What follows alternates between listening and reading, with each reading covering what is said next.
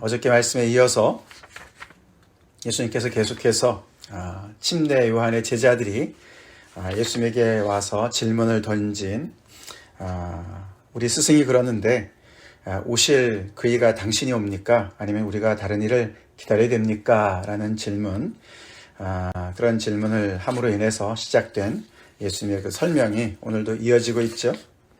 그래서 어저께 우리가 봤지만서도 예수님께서 누구든지 나로 말미암아 실족하지 아니하는 자는 복이 있도다, 그렇게 말씀을 하셨습니다. 그 말은 예수님 때문에 실족할 수 있는 여지가 굉장히 많이 있다, 그것을 깔고 있습니다. 그렇죠? 그래서 심지어 침례 요한조차도 예수님께서 어저께 그를 얼마나 칭찬을 많이 하셨습니까? 그렇죠? 선지자보다 더 나은 자가 바로 그 사람인데 침례 요한이다. 그런데 그도 이렇게 나로 말미암아 실족할 수 있다라고 경고를 사실 해주시는 걸 마찬가지입니다. 오늘은 거기에 이어서 예수님께서 또 그 무리들한테 더 말씀을 하십니다.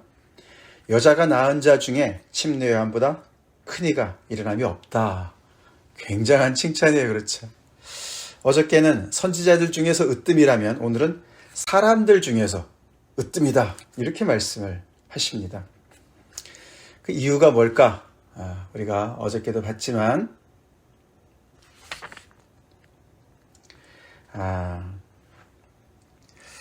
그 이유는 다 다른 것이 아니라 어떤 그 침례 요한의 어떤 개인의 그런 어떤 뛰어남보다도 그 하나님의 역사 가운데서 그 침례 요한이 맡고 있는 임무, 그 역할 때문에 그렇습니다. 그렇죠? 그래서 어제는 내가 내 사자를 내 앞에 보내노니 그가 내 길을 내 앞에 준비하리라, 그 말라기의 말씀을 인용하시면서 그렇게 말씀해 주셨는데, 오늘은 뭐라고 말씀하셨습니까? 오늘은 침례 요한의 때부터 지금까지 천국은 침노를 당한다. 침노하는 자는 빼앗느니라. 그러면서 13절에 모든 선지자와 율법이 예언한 것은 요한까지니 라고 말씀을 해주셨습니다. 그렇죠? 자, 그러면서 요한까지가 이 예언의 시대, 예언의 시대, 선지자와 율법의 예언의 시대다. 그러고 그렇기 때문에 14절 만일 너희가 즐겨 받을진대 오리라 한 엘리야가 곧 이 사람이니라. 그래서 말라기에서 다시 한번 그 예언된 그 엘리야, 하나님께서 마지막 때의 엘리야를 보내주시겠다고 하신 말씀을 구체적으로 이제 명시적으로 말씀을 하시면서 그런 이유로 이렇게 침례 요한이 그렇게 뛰어난 자다라고 설명을 하고 계십니다. 하나님의 역사 가운데 정말 이 메시아가 도래하셔서 그 모든 예언을 성취하시는 그 바로 직전에 와 있던 그런 하나님의 그 사람이기 때문에 그렇게 정말 예수님께서 그렇게 큰 자라고 말씀을 해주시는 것이죠. 그러면서 이제 침례 요한의 그런 모든 그로 시작된 그런 어떤 예수님이 누구신가, 예수님에 대한 어떤 의심들, 이런 것들을 잘 정리해 주세요. 그렇죠? 그래서 침례 요한을 깎아내리시지도 않으시고 침례 요한의 그 있는 그대로를 인정하시면서도 그를 뭐라고 얘기했습니까? 그러나 그렇게 뛰어난 사람이지만 천국에서는 극히 작은 자라도 그보다 크다. 그러면서 이 침례 요한이 소속된 그 정말 예언의 시대와 이제 그 예언의 시대가 성취돼서 메시아 시대가 도래해서 그 성취 시대에 메시아 시대에 들어간 그 천국에 들어간 사람들과 이렇게 비교를 하시면서 침례 요한이 그렇지만 천국에 들어가 있는 그 중에 지극히 작은 자라도 침례 요한보다 크다라고 비교를 하시면서 어떤 그 침례 요한의 부족함도 같이 지적을 하시는 것을 볼 수가 있습니다. 있는 그대로를 말씀해 주세요. 그렇죠? 이 이야기를 만약에 옆에 있었던 무리들 가운데 침례 요한의 제자들이 있었다면, 그 이야기를 듣고서 침례 요한한테 가서 이야기를 했다면 침례 요한이 어떻게 반응을 했을까? 우리가 상상을 좀 해보면 재미있지 않습니까? 침례 요한이 아무리 생각을 해봐도 자기가 아는 그런 정말 지식과 자기가 가지고 있는 신앙과 그런 확신과 이런 모든 것을 가지고 아무리 생각해봐도 답이 안 나오는 거죠. 분명히 예수님이 그분인 것 같은데 이분이 하시는 일을 보면 또 아닌 것 같지 않습니까? 그렇죠? 자기가 지금까지 받은 어떤 신앙의 확신과 기대감과 너무나 동떨어진 이분, 도대체 어떻게 된 건가? 답이 없는 것 같은데 예수님이 오늘 이 말씀 속에서 정말 그가 아하 그렇구나 그걸 혹시 깨닫지 않았을까? 자기가 이렇게 소속된 자기가 속해 있는 정말 이 예언의 시대와 그것이 이제 하나님께서 정말 말씀대로 이루어지셔서 그것을 성취하셔서 이제 성취하시기 위해서 이 땅에 오신 예수님의 그 시대가 이렇게 갈리고 그 속에 들어간 자들이 얼마나 복된 자들인지, 자기도 하나님의 사람이지만 정말 그 속에 이렇게 들어간 사람들이 얼마나 정말 새 시대의 주인공들인지, 자기도 거기에 들어가야 되는 사람인지 이런 것도 혹시 깨닫지 않았을까? 그런 상상을 해볼 수가 있습니다. 그만큼 지금 예수님께서 이 땅에 오신 것이 중요하고, 아멘? 그리고 그 안에 믿음으로 정말 들어간 사람들이, 천국에 들어간 사람이 얼마나 정말 놀라운 축복을 누리고 있는 사람들인지를 강조하고 있습니다. 우리 이거 잘합시다. 잘합시다. 우리 구약에 얼마나 수많은 선지자들이 있었습니까? 여러분들은 선지자 중에 누구를 제일 좋아하십니까? 정말 이사야 얼마나 대단한 사람입니까? 그렇죠? 다니엘 얼마나 대단합니까? 엘리야, 엘리사 수많은 사람들이 있습니다. 그렇죠? 근데 그런 사람들보다 더 뛰어난 것이 침례 요한이었다고 말씀하셨어요. 근데 그 침례 요한보다도, 그렇게 뛰어난 침례 요한보다도 천국에 들어가 있는 즉기 작은 자라 할지라도 더 뛰어나다고, 더 정말 복되다고 말씀하십니다. 그게 우리인 줄로 믿습니다. 우리 예수님 안에 들어가 있는 것이 그렇게 어마무시한 그런 축복입니다. 이제 누가복음이 아니고 우리 마태복음 13장에 이렇게 표현을 합니다. 우리가 이제 앞으로 보겠지만 마태복음 13장에 16, 17절에 예수님께서 이 천국에 들어와 있는 그 제자들을 보면서 이렇게 말씀하세요. 그러나 너희 눈은 봄으로 너희 귀는 들음으로 복이 있도다. 내가 진실로 너희에게 이르노니 많은 선지자와 의인이 너희가 보는 것들을 보고자 하여도 보지 못하였고 너희가 듣는 것들을 듣고자 하여도 듣지 못하였느니라. 할렐루야.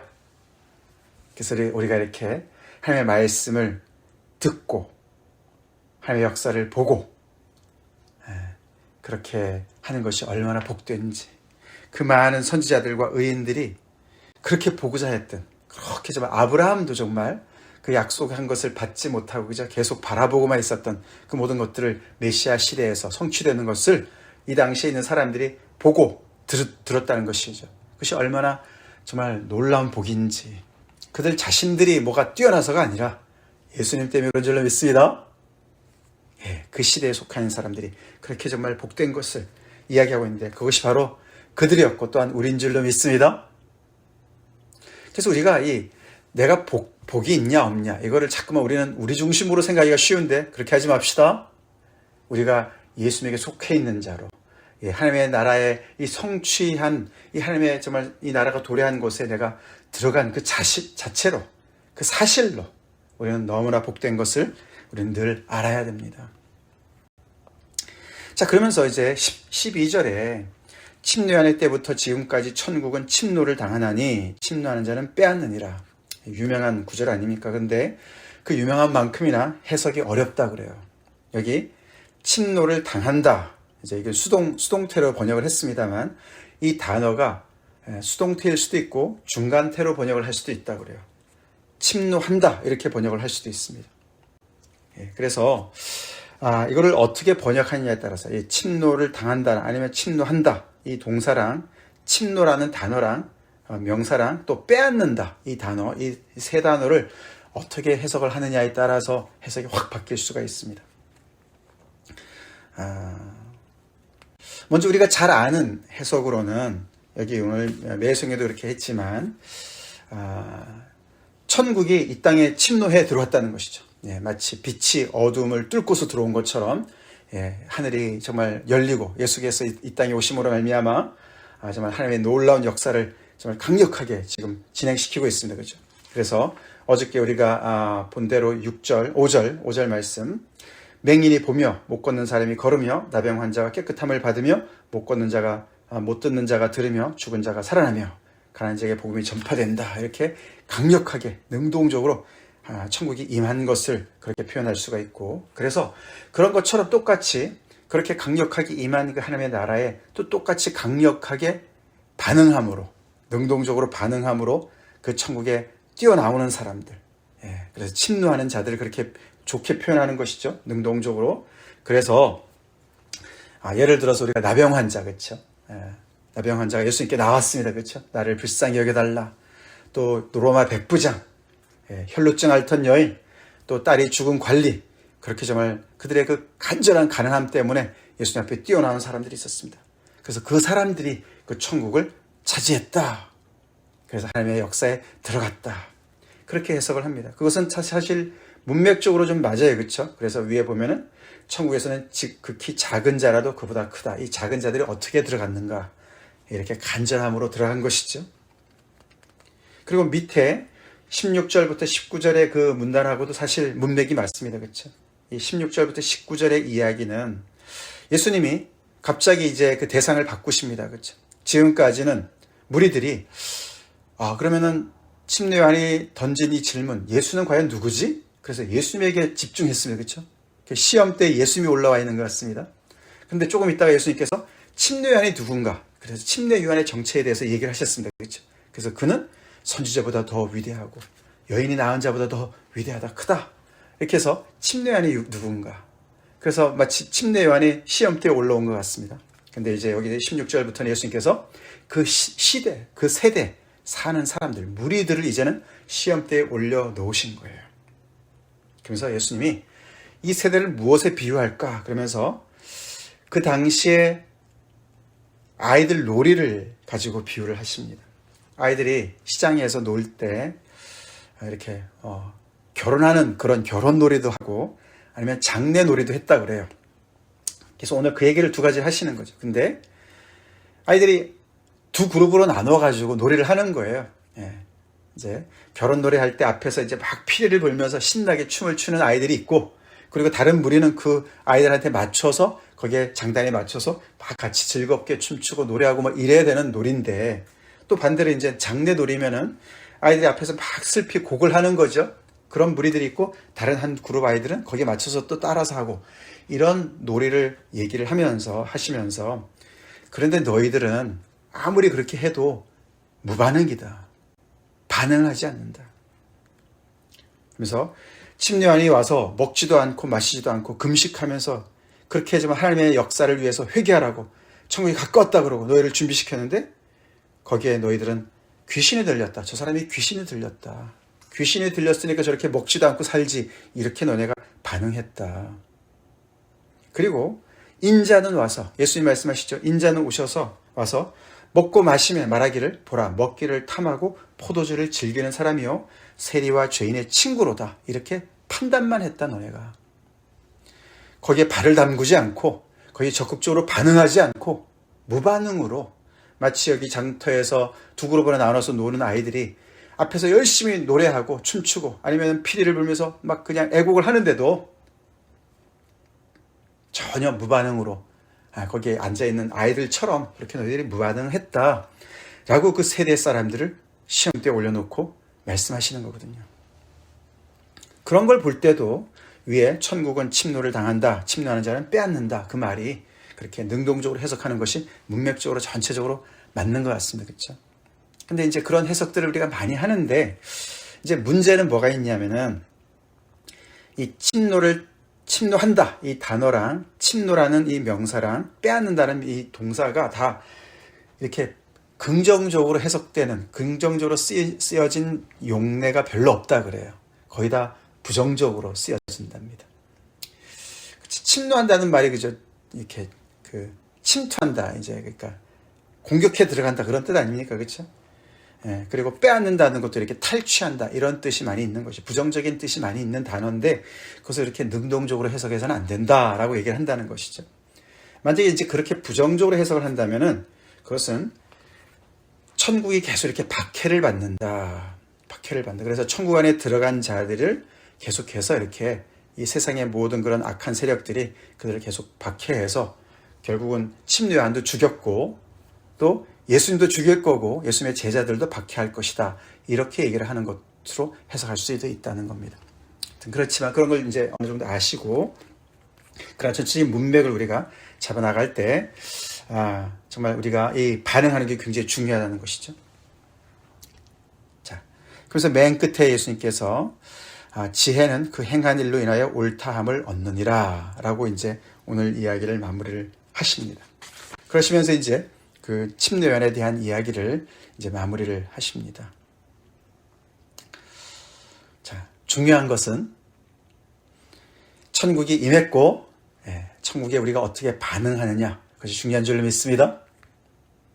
그렇죠. 그렇습니다. 이 시대의 사람들, 이 세대라는 단어가 마태복음에 많이 반복이 됩니다.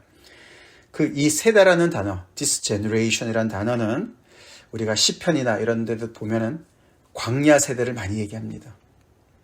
광야 세대는 뭐죠? 불순종하는 세대의 대명사예요. 그렇죠?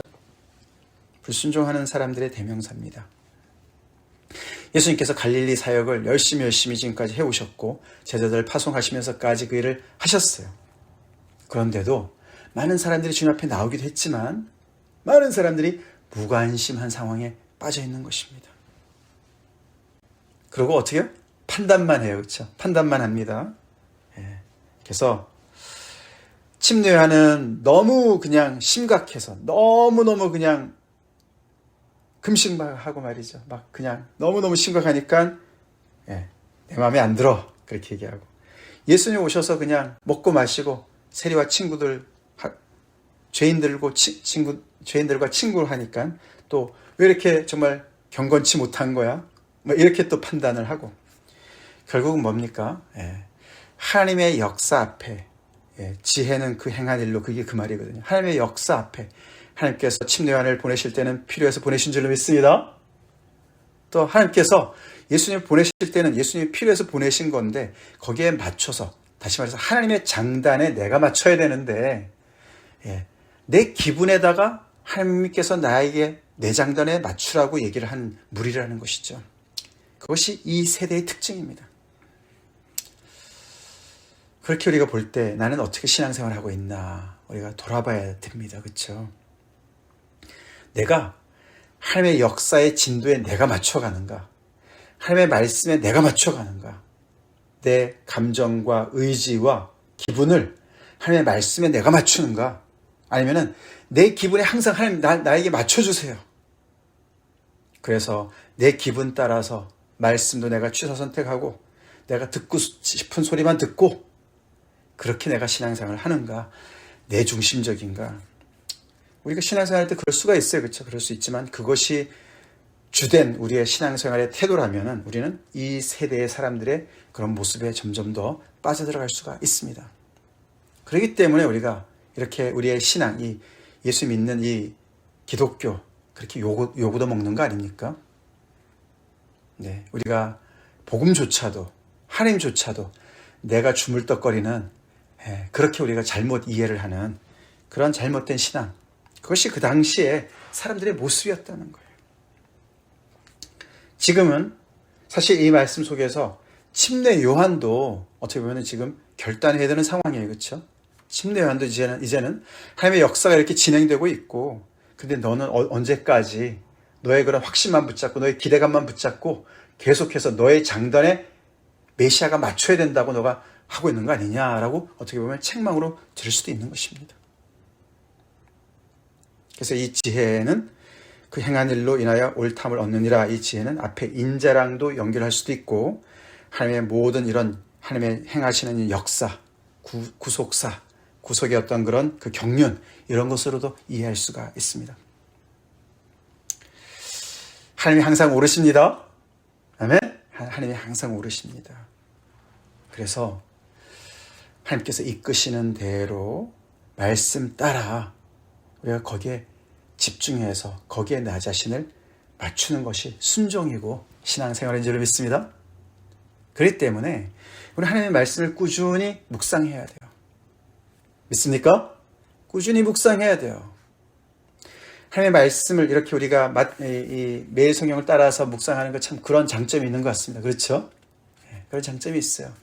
그래서 시절을 좇아서 우리에게 주시는 말씀을 따라서 계속해서 우리의 말씀이, 우리의 삶이 그 진도가 거기에 맞춰서 따라가야 할 줄로 믿습니다. 그렇습니다.